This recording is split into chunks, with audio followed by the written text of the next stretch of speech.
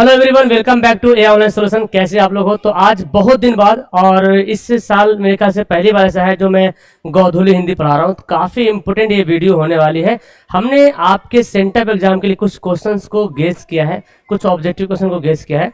तो मैं ये चाहता हूँ कि इन गेस ऑब्जेक्टिव क्वेश्चन को आप लोग के सामने रखूं, ताकि इनमें से कुछ सवाल अगर आपके एग्जाम में आ जाए तो आप आराम से उसको जो है टैकल कर सकते हो और बना सकते हो। ओके, नाउ बिना देर किए शुरू करते क्लास को। टोटल 100 क्वेश्चन यहाँ पे मैंने लाया है और 100 में 100 आपको बनाना है। अगर याद नहीं तो आप लोग उसको याद कर लीजिएगा, ठीक है।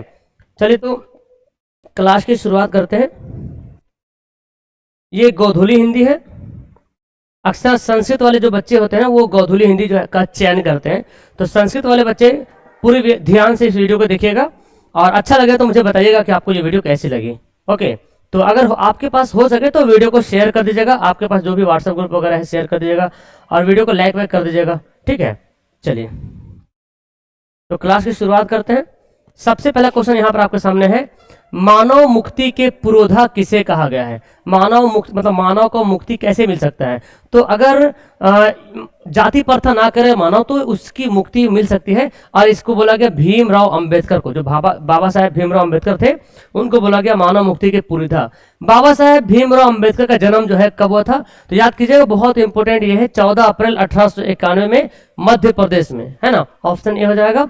बाबा साहेब भीमराव अंबेडकर का जन्म जो है कहाँ हुआ था? याद कीजिएगा, मध्य प्रदेश में। एक जगह है महू, महू एक गांव का नाम है, महू मध्य प्रदेश में। ओके, नेक्स्ट है, भारत में बेरोजगारी का एक प्रमुख और प्रत्यक्ष कारण क्या है? कि भारत में इतनी ज्यादा बेरोजगार है तो सबसे ज्यादा जो है इसका कारण है जाति प्रथा। जात को लेकर के अभी भी भारत में जो है एक दूसरे से तफरका रहता है और बेरोजगारी का बहुत बड़ा रीजन देखने को मिलता है। श्रम विभाजन और जाति प्रथा ये चैप्टर है कि इस चैप्टर के लेखक कौन है? तो बाबा साहेब भीमराव अंबेडकर जो है इस चैप्टर के लेखक है। नेक्स्ट है, मदन के लिए क्या खाना मामूली बात था? तो मदन जो था अपने माँ बाप से बहुत ज्यादा मार खाता था, है ना। तो मार खाना इसके लिए जो है बहुत ही ज्यादा मामूली बात। खोखा के दांत किसने तोड़े थे? तो खोखा जो है वो अमीर बाप का बेटा था। मदन ने एक बार मारामारी किया और उसके जो है 2 दांत तोड़ दिए, है ना, 2 दांत तोड़ दिए थे। नेक्स्ट है, किसके अनुसार सेनो बोला गया है? सेनो बोला गया, इसका जो बाप था मदन खोखा का, उसके बारे में बोला गया कि सिद्धांतों को ही बदल जाना था। तो जो सेन साहब थे ना उसको सेनो बोला गया है। तो खोखा के लिए जो है सिद्धांत, घर का जो रूल नियम था बदल दिया था और जो उसकी बेटियां थी उसको घर में रहने के लिए बोलता था और बेटे को जो है आजादी बहुत मिल गया था, ठीक है ना। तो खोखा के लिए। नलिन विलोचन शर्मा द्वारा लिखित कहानी कौन सा है? तो नलिन विलोचन शर्मा ने एक कहानी लिखा जिसका नाम है विष के दांत, है ना, विष के दांत। क्योंकि इसमें जो रहता है एक ऐसी ऐसी बातें हैं जो लगता है कि जहर उगल रहा है। सेन साहब, इसी को बोला गया सेनो कर बोला गया है। सेन साहब की 5 लड़कियां कैसी थी? याद कीजिएगा, सेन साहब की 5 लड़कियां थी और बहुत ही ज्यादा सुशील थी, मतलब घर वालों की बात को ज्यादा मानती थी, है ना। नेक्स्ट है, हितोपदेश का जर्मन भाषा में अनुवाद किसने किया था? तो एक जर्मन क्या बोल सकते उसको, यात्री था जो भारत आया था घूमने के लिए और इसको जो है हितोपदेश ये भारत का लैंग्वेज था और इसको क्या बोलते हैं मैक्स मुलर ने इसको जर्मनी में ट्रांसलेट किया था, जर्मनी भाषा में। ओके, निर्वंश विधा का संबंध किससे है? निर्वंश विधा का संबंध है मानव विज्ञान से। तो मैं बिना रुके आपको आगे बताते जाता हूं ताकि जल्दी आपका ये कंप्लीट हो जाए, ठीक है ना। आप लोग आंसर देते जाइएगा और अच्छा लगे तो लाइक कर दीजिएगा और बताइएगा क्या इस टाइप की वीडियो आपको चाहिए तो मुझे आप लोग कमेंट कीजिएगा, ठीक है। तो हम इस टाइप का इंपोर्टेंट वीडियो आपके साथ लाते रहेंगे और बताते रहेंगे। मैक्स मुलर को वेदांतियों का वेदांती किसने कहा था? तो स्वामी विवेकानंद जो थे, मैक्स मुलर जो भारत आया था घूमने के लिए उसको वेदांतियों का वेदांती कहा था। वेदांती मतलब होता है जो भारत का मतलब किसी देश का भ्रमण करे उसके बारे में लिखे, उसको बोला गया। किस देश के लोगों बड़े बड़े नख पसंद करते थे? तो बड़े बड़े नाखून, नख मतलब नाखून पसंद करते थे। गौड़ देश, गौड़ एक देश का नाम है, गौड़ देश के लोग जो है बड़े बड़े नख पसंद करते थे। हरकस क्या था? तो हरकस एक वनस्पति वैज्ञानिक था, मतलब पेड़ पौधों के बारे में जानकारी हासिल करना इस टाइप का वैज्ञानिक था। अनाम दास का पोथा उपन्यास किस लेखक की कृति है? तो ये किताब के लिखने वाले कौन थे? हजारी प्रसाद द्विवेदी जी।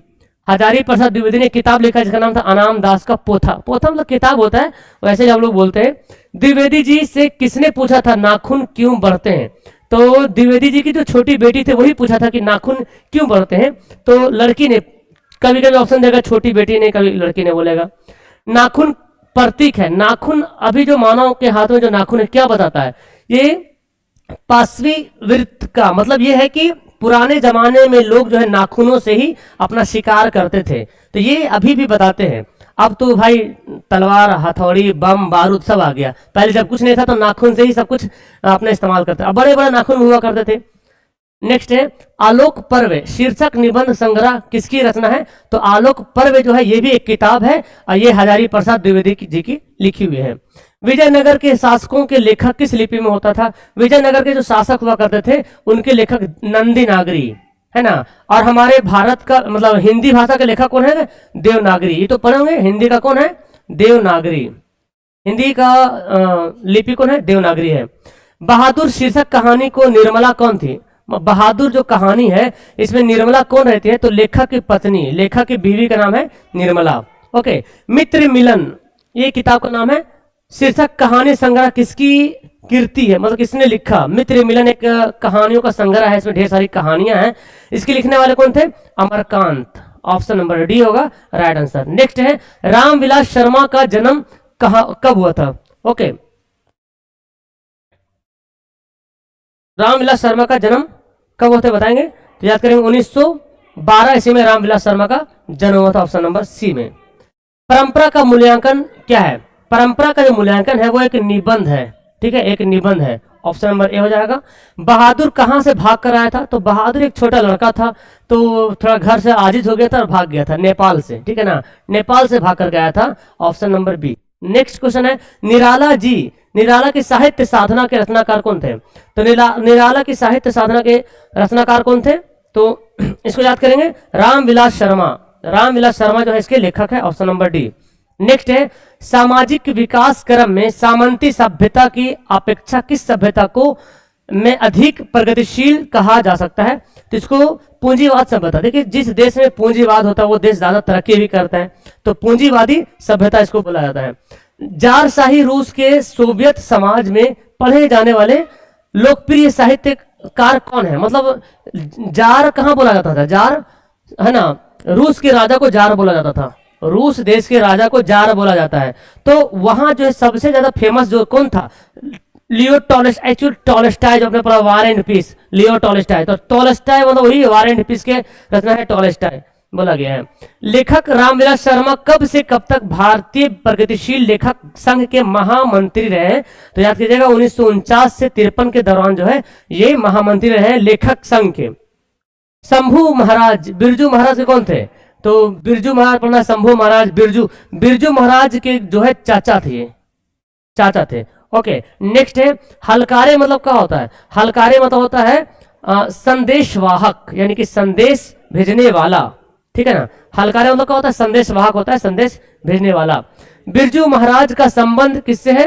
बिरजू महाराज जो है ना कथक डांस करता है। कथक डांस, ये सब डांस का नाम है। बांसुरी, अच्छा तबला, कोई कुछ ऐसा लोग होते हैं जो तबला बजाते हैं, कुछ कथक डांस करते हैं, तो कथक डांस किया करते थे ये। नेपाल में बिरजू महाराज के एक रिश्तेदार थे जिसका नाम क्या था? झुमक लाल।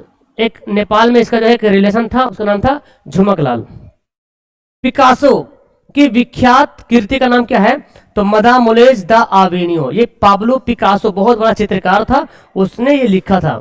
ला सतरुज का धार्मिक उपयोग कब से कब तक हुआ? ला सतरुज का जो धार्मिक उपयोग, ला सतरुज एक मठ का नाम है, 14वीं सदी से फ्रेंच क्रांति तक हुआ है, ठीक है ना। संतु मछली लेकर क्यों भागा? संतु को मछली से बहुत प्रेम हुआ करता था और वो कुएं में डालने के लिए भागा कि भाई मछली को तो कुएं में रहना चाहिए, मेरे घर में क्या कर रहा है ना, तो कुएं में डालने गया। मछली शीर्षक कहानी में खरीदी गई मछली में से कितनी मछली जिंदा थी? तो जो संतु थे उनके पिताजी 3 मछली खरीदे थे, उनमें से 1 मछली मर गई थी, तो 2 मछली जो है जिंदा थे। मछली कहानी में किस वर्ग का जीवन वर्णित है? मछली कहानी में जो है मध्यम वर्ग के बारे में बताया गया। ऑप्शन नंबर सी होगा। मछली शीर्षक कहानी में दीदी के प्रेमी का नाम क्या था? तो मछली शीर्षक कहानी में दीदी के प्रेमी का नाम था नरेन। क्या नाम था? नरेन नाम था दीदी के प्रेमी का नाम। लेखक के घर में मछली कौन खाता था? लेखक घर में मछली किसको पसंद था? तो पिता को, है ना, पिता को मछली बहुत ज्यादा पसंद था। नेक्स्ट अमीरुद्दीन नामक किसका नाम था? अमीरुद्दीन। अमीरुद्दीन जो है बिस्मिल्लाह खां को बोला जाता था। बिस्मिल्लाह खां का बचपन का नाम था अमीरुद्दीन, ओके, ऑप्शन इसका बी हो जाएगा। नेक्स्ट, रसूलन बाई कौन थी? तो एक गायिका थी। कौन थी भाई? रसूलन बाई एक गायिका थी। ऑप्शन इसका डी सी हो जाएगा। काशी किसकी पाठशाला है? काशी किसकी पाठशाला है? तो काशी जो है ना, हाँ, संस्कृत की हो जाएगा। काशी तो नाम से पता चलता भाई है ना, काशी जो संस्कृत की जो है पाठशाला है माना जाता है। और यहीं जाके जो है बिस्मिल्लाह खां जो है सीखा भी है। नौबत खाने में इबादत पाठ में केंद्र कौन, पाठ के केंद्र में कौन है? तो ये जो चैप्टर है नौबत खाने में इबादत, इसका मेन हीरो कौन है? मेन क्या बोलते हैं इसको, मेन मुख्य पात्र कौन है? वही बोला गया। तो ये कौन है? बिस्मिल्लाह खां हो जाएगा। नेक्स्ट क्वेश्चन पढ़ते हैं। अरब देश में फूंक कर बजाए जाने वाले वाद्य यंत्र जिसमें नाड़ी रीढ़ होती है उसको कहते हैं नय। नय एक नाम है उसको बोला, जो अरब देश में बजाया था फूंक करके, ठीक है ना। काशी में मरण भी माना जाता है। तो हिंदू समाज में काशी में बोला कि अगर काशी में अगर मरते हैं तो वो बहुत मंगल होता है, मतलब बहुत अच्छी बात होती है ना। नेक्स्ट, महात्मा गांधी के पिता का नाम क्या है? तो महात्मा गांधी के पिता का नाम बताइए। करमचंद गांधी, ये सबको पता होना चाहिए। नेक्स्ट, गांधी जी की स्मृति में पूरा राष्ट्र किस तारीख का उनकी जयंती मनाता है? तो गांधी जी के जन्मदिन को याद करने के लिए 2 अक्टूबर को मनाते हैं गांधी जयंती, है ना, 2 अक्टूबर को। आध्यात्मिक शिक्षा से गांधी जी का क्या मतलब है? गांधी जी कहते हैं कि अगर आप शिक्षा ग्रहण कर रहे हो तो हृदय की शिक्षा ग्रहण करो, मतलब दिल से, है ना, दिल से शिक्षा ग्रहण करो तभी आध्यात्मिक शिक्षा हो पाएगा। दक्षिण अफ्रीका से गांधी जी कब लौटे थे? 1915 में दक्षिण अफ्रीका से गांधी जी भारत लौटे थे। चलिए 50 क्वेश्चन हो गया। अब 50 क्वेश्चन और पढ़ने वाले हम लोग हैं। ओके, नेक्स्ट क्वेश्चन है, गांधी जी महात्मा की उपाधि किसने दी? गांधी जी को महात्मा की उपाधि रविंद्रनाथ टैगोर ने दिया था। ऑप्शन नंबर सी हो जाएगा। कौन चाहते थे कि सभी देशों की संस्कृति की हवा उनके घर के पास बहती रहे? तो गांधी जी चाहते थे ना कि सभी देश, हर देश का अपना अपना संस्कृति, अलग अलग संस्कृति है, तहजीब है, उसकी हवा हमारे देश में पहुंचे। किसके जन्म दिवस को अहिंसा दिवस के रूप में मनाते हैं? तो हम लोग हर साल जो है गांधी के जन्मदिन को अहिंसा दिवस के रूप में मनाते हैं। गुरु नानक पंजाबी के अलावा और किस भाषा में कविताएं लिखी है? तो गुरु नानक जो है पंजाब के रहने वाले थे और सिख धर्म का जो है प्रवर्तक माना जाता है। तो ये पंजाबी में तो लिखी है कविताएं और हिंदी भी इन्होंने कविताएं लिखी है। किसके बिना प्राणी को मुक्ति नहीं मिलती? तो गुरु नानक के कविताओं बोलता है कि गुरु ज्ञान के बिना जो है प्राणी को मुक्ति नहीं मिलती है। गुरु नानक की पत्नी का नाम क्या था? सुलक्षणी। सुलक्षणी जो है उनकी पत्नी का नाम था। नानकाना साहब कहाँ है? अभी नानकाना साहब कहाँ है? पाकिस्तान में है, जिसको बोला, हाँ, नानकाना साहब भी बोला गया है। और तलवंडी भी, क्योंकि गुरु नानक का जन्म तलवंडी पाकिस्तान में ही हुआ था। ओके, वाणी कब विश्व के समान बन जाता है? तो राम नाम के बिना। तो यहाँ पे बोलते गुरु नानक की राम नाम के बिना आपकी वाणी जो है, हाँ, विश्व के समान बन जाता है। रसखान का रचनाकार कौन है? रसखान का रचनाकाल था, मतलब रसखान ने जो लिखा है अपनी कविताएं जो भी, उसका समय कब था? तो जहांगीर का शासनकाल में, जब जहांगीर का शासन चला उस समय का ये मतलब लेखक है। सवैया एवं छंद के सिद्ध कवि कौन है? तो रसखान है, सवैया एवं छंद के कवि। इन मुसलमान हरिजन पे कोटिन हिंदू वारिये, ये एक लाइन है। तो ये लाइन किसने बोला था? भारतेंदु हरिश्चंद्र ने बोला था। ओके, रसखान, रसखान जो है एक मुस्लिम का नाम था। ओके, कवि रसखान किसके परम भक्त थे? ये जो है श्री कृष्ण जो है ना, उनके जो है परम भक्त थे।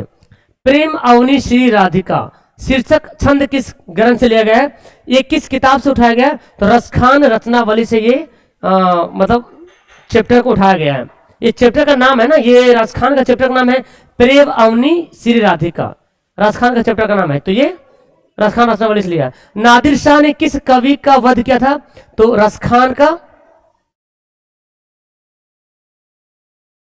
घनानंद होगा, है ना, घनानंद होगा। यहाँ पे यही क्वेश्चन दिया हुआ है कि घनानंद किसके सैनिकों द्वारा मारा गया था? नादिर शाह के द्वारा। तो नादिर शाह के जो सैनिक था घनानंद को मारा था। ओके, अति सुधो स्नेह को मार्ग है जहां नेकू सयानप बांक नहीं, किसमें बोला गया? तो घनानंद की जो कवि है ना उसमें ये बात कही गई है। कवि ने परजन्य किसे कहा? परजन्य बोला बादल को। किसको बोला? बादल को बोला। भारत सौभाग्य किसका प्रसिद्ध नाटक है? भारत सौभाग्य जो है किसका प्रसिद्ध नाटक है?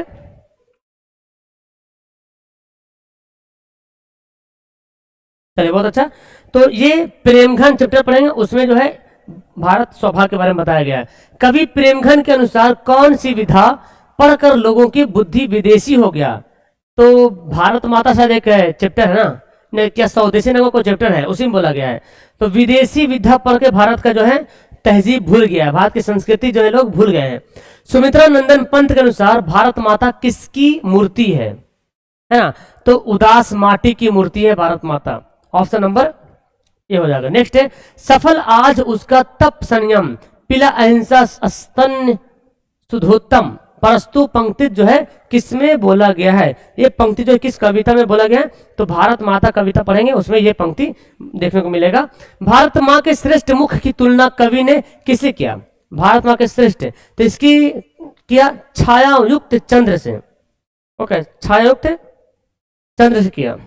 नेक्स्ट है युगवाणी किसकी कीर्ति काव्य कीर्ति है? युगवाणी एक काव्य कीर्ति। देखिए आपके किताब में सबसे ज्यादा यही डिफिकल्ट क्वेश्चन बनता है, ये रचना किसकी है? युगवाणी जो है किसकी काव्य कीर्ति है? तो बोलेंगे सुमित्रा नंदन पंत की, सुमित्रा नंदन पंत की। ओके, कवि सुमित्रा नंदन पंत के अनुसार भारत माता की कितनी संतानें दरिद्रता और अभाव से ग्रसित है? ओके, तो इसमें बोला गया लगभग 30 करोड़, मतलब ऐसी गरीबी में जिंदगी जी रहा है, इसके बारे में बोला गया है।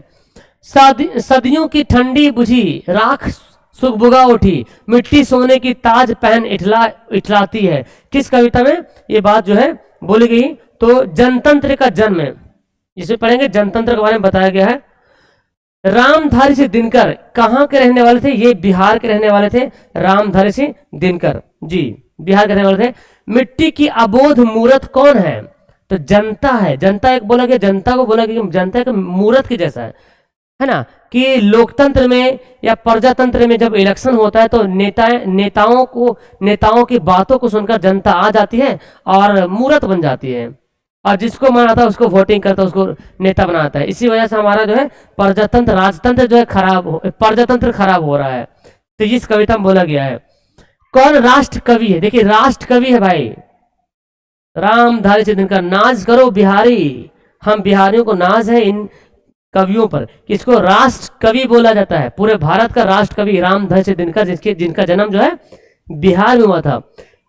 रामधारी सिंह दिनकर की रचना कौन है? तो इनकी रचना बहुत सारा, हुंकार, एक और है क्या नाम है, उर्वशी एक है किताब, इस पे इनको अवार्ड ही मिला था, ज्ञानपीठ या कुछ अवार्ड मिला है। उर्वशी बहुत इंपॉर्टेंट किताब इनकी है।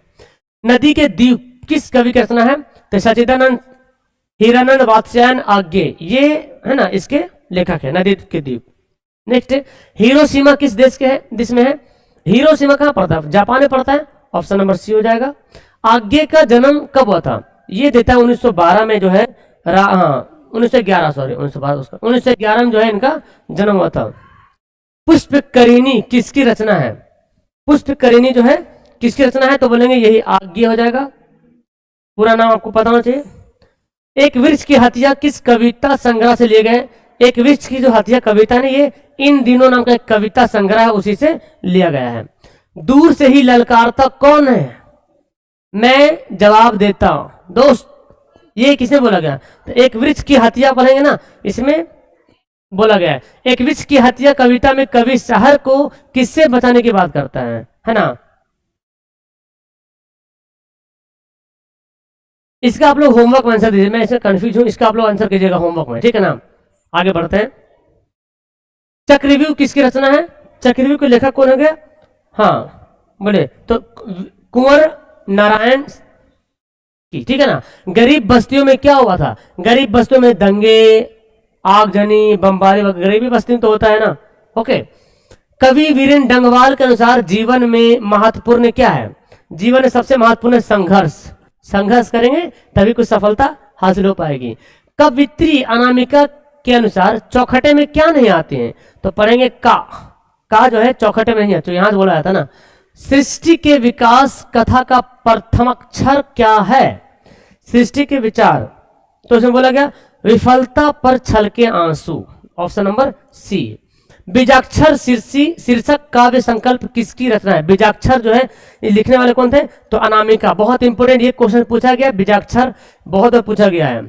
जीवनंदन दास की किस कविता को प्रबुद्ध आलोचकों द्वारा रविंद्रोत्तर युग की सर्वश्रेष्ठ प्रेम कविता की संज्ञा दी गई? तो इसको बोलेंगे वनलता सेन, ऑप्शन बी हो जाएगा। अगला है रेनर मारिया रिल्के किस भाषा के कवि हैं? तो रेनर मारिया रिल्के जर्मनी के रहने वाले थे, तो जर्मन भाषा के जो ये कवि हैं। कवि जीवनंदन दास का जन्म कब हुआ था? 1897 में इनका जन्म हुआ था। नेक्स्ट पढ़ते हैं कि मेरे बिना तुम प्रभु के लेखक कौन है?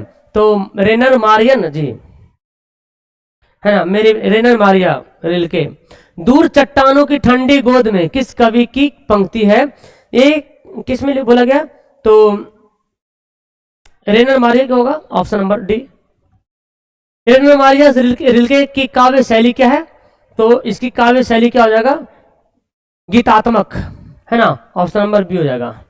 कवि रेनर मारिया रिल्के किनके चरणों में छाले पड़ जाने की बात करते हैं? किनके चरणों में? हाँ, तो ये प्रभु के चरणों में छाले पड़ जाने की बात करते हैं। एंड लास्ट क्वेश्चन है मेरे बिना तुम प्रभु शीर्षक कविता किस भाव की है? तो ये जो है किस भाव की? तो ये भक्ति भाव में, मतलब भक्ति के तरह से ये कविता को पेश किया गया है। ओके, तो मैंने आपको 100 क्वेश्चन बता दिया है, इससे आपको रिवीजन हो गया होगा बहुत कुछ। और एक मैंने होमवर्क दिया, इसका आंसर आप लोग कमेंट कीजिएगा, ठीक है ना।